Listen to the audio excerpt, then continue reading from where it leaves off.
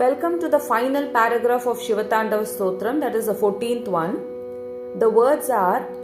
Imam hi nitya meva mukta muttamo tamam stavam padan smaran bruvannarovi shuddhi meti santatam hare गुरौसु भक्ति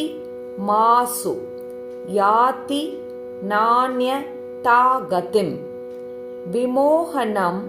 हि देहिनां सुशङ्करास्य चिन्तनम्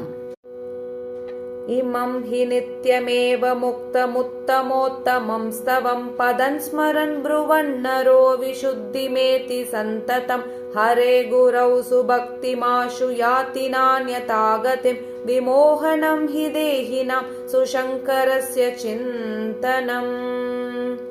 विमोहनं हि देहिनां सुशङ्करस्य चिन्तनम् विमोहनं हि देहिनां सुशङ्करस्य चिन्तनम्